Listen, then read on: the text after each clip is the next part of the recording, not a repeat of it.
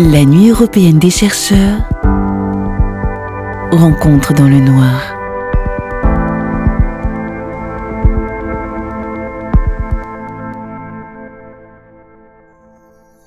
Vous connaissez la série des années 90, Le Caméléon? Mais si, c'est l'histoire de Jarod, un homme qui s'échappe du centre scientifique dans lequel il a été élevé. En quête de justice et surtout de réponse, il se glisse dans la peau de plein de gens différents. Eh bien, le caméléon, c'est moi, et je vais vous raconter mon histoire. Je suis le pur produit d'un parcours universitaire qui m'a permis de me spécialiser dans un domaine, la mesure de la vapeur d'eau dans l'atmosphère, par LIDAR. Alors, un LIDAR, c'est un faisceau laser que l'on envoie dans le ciel et qui va interagir avec les molécules de... Ok, je plaisante, ne partez pas, je ne suis pas là pour vous faire un cours. Je veux juste vous parler un peu de mon parcours. Alors voilà, il y a quelques années, après avoir obtenu mon diplôme en physique atmosphérique, je me suis retrouvée à mener des recherches sur un sujet que je ne connaissais pas. Du jour au lendemain, on m'a demandé de travailler sur les risques liés aux cyclones tropicaux avec d'éminents scientifiques de tout domaine. Je devais trouver un lien quantitatif entre la vitesse des vents dans le cyclone et les dégâts causés à La Réunion. Le risque ? Alors, un cyclone, oui, c'est du vent, de la pluie et de la houle. Mais le risque cyclonique, c'est l'intégration de nombreuses informations, météorologiques, océanographiques, mais aussi sociologiques, économiques, écologiques, et j'en passe. S'il y a un cyclone, mais aucune âme qui vive, est-ce que l'on peut parler de risque? S'il s'agit d'hectares de plants de tomates, leur destruction impactera les futures cultures des agriculteurs. Cela pourrait également impacter le prix des tomates, et donc votre pouvoir d'achat. Donc oui, il y aura bien un risque à évaluer. Pour évaluer le risque, il faut comprendre beaucoup d'informations. Mais moi, je ne suis qu'une physicienne. Bon, c'est déjà pas mal. Et dans le domaine des risques, ce n'est qu'une petite partie du tout. Alors, comme Jarod, j'ai dû me transformer en caméléon pour pouvoir travailler avec tout ce beau monde. Dans la série, ça paraissait simple. En vrai, ça ne l'est pas du tout. Vous vous demandez comment je m'en suis sortie, n'est-ce pas? Lorsque vous vous retrouvez invité à participer à une réunion dans un autre laboratoire que le vôtre, le premier échange que vous avez après avoir rencontré votre interlocuteur est toujours le même. On arrive dans la pièce, on salue notre ou nos nouveaux collègues. Bonjour, bonjour. On s'appelle par nos prénoms, évidemment, parce que dans le milieu académique, on s'appelle par les prénoms. Super, c'est détendu alors. Et là, notre nouveau collègue nous dit « Tu veux un café ?» Mais moi, je ne bois pas de café. Faute! J'ai rompu le pacte social du café. Vous vous dites que je me suis fait passer pour une amatrice de café, comme tout bon caméléon. Eh bien, non. Jamais, vraiment jamais, je ne me suis fait passer pour une amatrice de café. Je n'aime ni le goût du café, ni l'odeur du café, ni même la couleur du café. J'ai simplement appris à demander de l'eau pour ne pas rompre ce contrat social. Alors, pour notre interlocuteur, l'eau est toujours un peu décevante. C'est un peu comme si vous refusiez un cadeau de Noël pour accepter un cadeau gratuit dans un paquet de céréales, mais cela reste socialement acceptable. Et j'adorais trouver des cadeaux dans mes paquets de céréales. Une fois passé le premier contact, vous devez amener votre interlocuteur à vous aider à répondre à la question qu'on vous a posée. Mon premier face-à-face a eu lieu avec un éminent écologue qui travaillait justement dans le bureau d'à côté. Il faut dire que je le croisais depuis des années dans le couloir, mais je n'avais jamais eu l'occasion de travailler avec lui. Il a accepté de me recevoir. J'étais venue pour une seule question, donc je me montre direct, parce que s'il a la réponse, mon étude est pliée en 3 mois. Voilà, j'ai besoin d'accéder aux archives sur les dégâts écologiques causés par le passage des cyclones tropicaux à La Réunion. Comment puis-je y accéder? Et là, il me répond. À ma connaissance, il n'y a pas d'archives recensant tous ces dégâts. Ok, ça commençait bien. Alors j'ai tenté. Est-ce qu'il y a eu des études sur l'impact du passage d'un ou de plusieurs cyclones tropicaux sur les végétaux à La Réunion? Il m'a répondu qu'il n'y avait pas de publication à ce sujet selon lui, mais il avait emmagasiné pas mal d'expériences qu'il acceptait de partager avec moi. Tu as entendu parler du Homalium paniculatum? C'est un arbre dont la floraison n'est observée qu'après le passage des cyclones tropicaux les plus violents. Il est endémique de La Réunion et donc résilient. Il faut différencier forêt indigène et forêt cultivée. Tu te souviens de Dina? Eh bien, sous la force du vent, la forêt de Cryptomeria de Brassec a été complètement détruite. Vous avez tout saisi? Moi, non. Dina est un cyclone qui est passé en 2002 à La Réunion. Je n'étais pas encore sur l'île. Et pour Brasec, je n'arrive toujours pas à la situer sur une carte. Quant au Omalium paniculatum, de son petit nom le corse blanc, jamais entendu parler.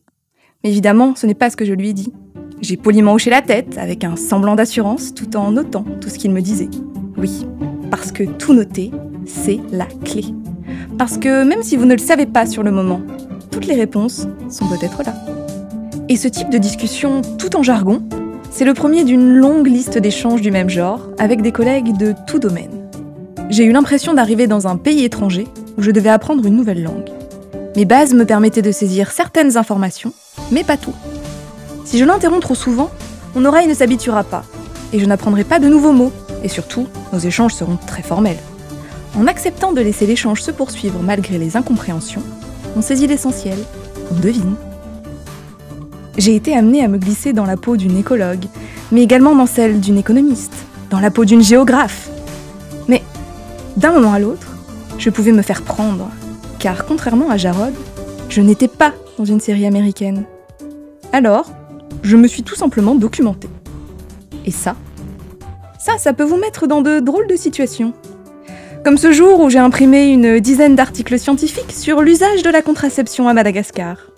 Oui, vous avez bien entendu, la contraception. Je vous ai dit que j'étais physicienne à l'origine? Physicienne! Le problème, ce n'était pas d'imprimer des articles sur la contraception, mais de devoir le faire sur l'imprimante partagée du laboratoire qui, bien entendu, n'était pas à côté de mon bureau. Je me demande encore quelle tête auraient fait mes collègues en voyant ce type de document sur l'imprimante partagée du laboratoire. Mais ça n'est pas arrivé. Là, normalement, vous devriez être en train de vous demander « Mais pourquoi a-t-elle dû se renseigner sur la contraception à Madagascar ?» Eh bien, c'était pour comprendre l'article que j'étais en train d'écrire avec mes collègues économistes sur l'impact de l'exposition aux cyclones tropicaux sur la démographie à Madagascar. Le terme exact était même fertilité. Parce que oui, au bout du compte, j'ai été associée à des publications scientifiques. Le Graal! J'avais endossé mon dernier costume, celui d'experte du risque cyclonique. Quoi? Mais qui a dit? Mais quelle arnaqueuse! Alors c'est vrai, si j'avais suivi l'exemple de Jarod, je serais arrivée dans ce projet scientifique et j'en aurais mis plein la vue à mon interlocuteur, à coups de mots savants et techniques pointues, appris en 2 temps 3 mouvements. Mais je n'ai assurément pas les capacités intellectuelles qu'il a. J'aurais malgré tout pu essayer de m'imposer dans les discussions. Vous savez, comme tous ces gens qui parlent beaucoup pour ne pas dire grand-chose. Mais si, vous avez probablement un ami comme ça, celui qui vous irrite, car il pense être le meilleur. Il faut toujours qu'il la ramène. Mais franchement, on voit bien qu'il ne comprend rien à ce qu'il dit. Il y a un nom pour cela. C'est l'effet Dunning-Kruger. Moi, de mon côté, je suis arrivée avec mon syndrome de l'imposteur. Vous ne connaissez pas le syndrome de l'imposteur ? C'est quand vous avez la sensation que vous ne méritez pas votre place, que si vous en êtes arrivé là, c'est juste parce que vous avez bien travaillé à l'époque, mais vous vous dites qu'un jour, quelqu'un se rendra compte que vous n'avez pas le niveau. Si vous saviez le nombre de mes jeunes collègues qui le ressentent. Moi, en thèse, j'étais stressée à l'idée de prendre la parole en réunion parce que j'avais peur de dire une bêtise et que l'on se rende compte que j'étais incompétente. Personne n'a pris le temps de me dire, ou peut-être n'ai-je pas bien écouté, que ce n'était pas grave si l'on ne connaissait pas tout, que l'on ne peut pas tout connaître. Il y a quelque chose que l'on ne dit pas aux étudiants en sciences quand ils arrivent dans le monde de la recherche. Vous ne pouvez pas tout connaître et il ne faut pas vous sentir mal à l'aise si c'est le cas. On arrive tout simplement avec la somme de ces connaissances, qui se nourrira de nos échanges. Dans ce projet, j'ai pris le parti de ne pas étaler une science que je n'avais pas. J'ai choisi d'écouter les autres. Je ne sais pas si mes interlocuteurs savaient que je ne comprenais pas tout au début, mais en fait, à chaque nouvelle réunion, j'en comprenais un peu plus. J'ai découvert que la communication et la patience étaient la clé pour une étude multidisciplinaire, qu'elle était la clé pour mieux comprendre les risques cycloniques, et j'ai laissé derrière moi ce syndrome de l'imposteur. Dans ce nouveau domaine de recherche, je me sens à ma place. Je ne suis plus stressée à l'idée de poser mes questions. Dans les réunions, que j'ai finalement été amenée à animer, c'est moi maintenant qui pose les questions, et même parfois à la place de mes collègues. Parce que je les vois bien, certains, les yeux dans le vide et les questions en suspens. En fait, nous sommes tous des étrangers en visite dans le pays des autres experts. Et dans le cadre de ce projet, on pourrait même dire que l'on arrivait tous dans un nouveau pays, le domaine des risques. Il s'agissait pour tous d'établir un langage commun. C'est ce que nous avons fait, et cela nous a permis de faire avancer la recherche sur le risque cyclonique à La Réunion. Pour conclure, vous l'aurez deviné, je ne suis ni un imposteur, ni même le caméléon. Je suis une scientifique au service de projets collaboratifs sur le risque cyclonique. Mais si je vous avais dit cela dès le début, soyons honnêtes, vous ne m'auriez pas écouté jusqu'au bout. Alors, merci d'avoir écouté jusqu'à la fin. Enfin, si quelqu'un est toujours là. Eh oh! Eh oh!